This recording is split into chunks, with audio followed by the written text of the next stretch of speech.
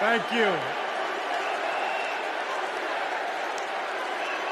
It is so fun to be back here in the United Center. And as you guys know, a lot of good stuff has happened in this building, especially in the 90s. You young people, Google Michael Jordan and you can read all about it, okay? So there was an amazing vibe in this building back in those days, and I feel that same winning spirit here tonight. So the last time I was in a packed basketball arena was in Paris, France. 9 days ago, some of the best players on earth, 12 incredible American men, came together to win Olympic gold.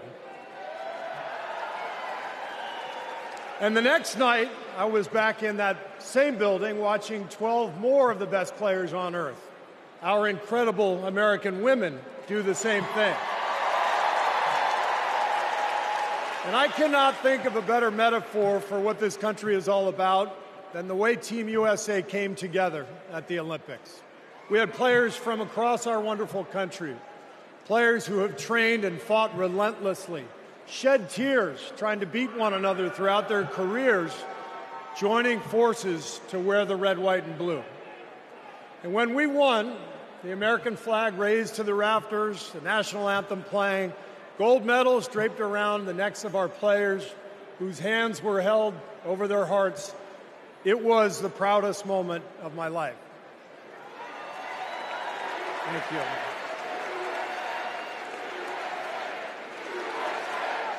Thank you. Now, I could never have imagined that a few days later I would receive an invitation to step into a different kind of arena. And so here I am. I know very well that speaking out about politics these days comes with risks. I can see the shut up and whistle tweets being fired off as we speak. But I also knew as soon as I was asked that it was too important as an American citizen not to speak up in an election of this magnitude. The reason I said yes to speaking here tonight is that as a coach and former player, as a husband, a son, a father, even a grandfather, and as an American, I believe in a certain kind of leadership. I believe that leaders must display dignity.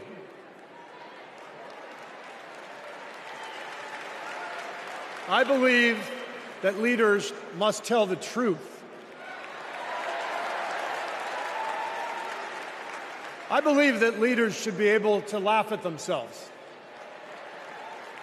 I believe leaders must care for and love the people they are leading.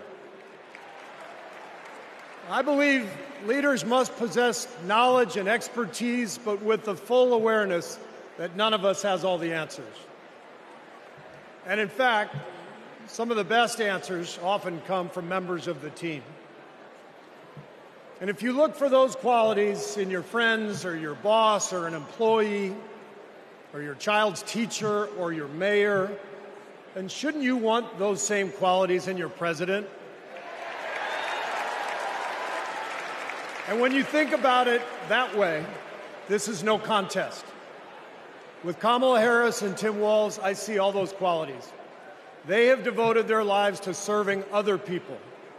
Whether Vice President Harris was defending her community in the courtroom, or Governor Walz was inspiring the next generation in the classroom, or on the field, for that matter. By the way, coach to coach, that guy's awesome.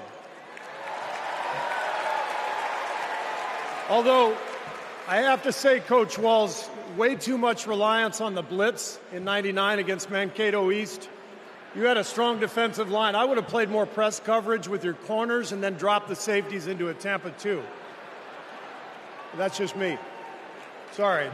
I wanted you to know how I feel every day of the NBA season. All right. But listen, the joy, the compassion, the commitment to our country that we saw at the Olympics, that is what Kamala Harris and Tim Walz have. And it is what our country needs. Leadership, real leadership. Not the kind that seeks to divide us, but the kind that recognizes and celebrates our common purpose. Think about what our team achieved with 12 Americans in Paris, putting aside rivalries to represent our country. Now imagine what we could do with all 330 million of us playing on the same team. Not as Democrats, not as Republicans, not as libertarians, but as Americans who know the greatness of this nation doesn't come from any one of us, but from each of us doing our part to build a more perfect union. That vision is what this campaign is all about. It's why I'm here tonight. And it's why I'll be getting out every day to help people get out and vote on November 5th and elect Kamala Harris and Tim Walz as the next president and vice president of the United States.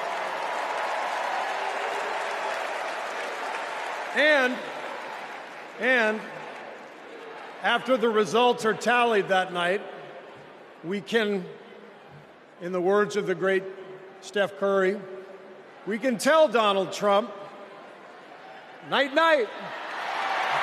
Thank you.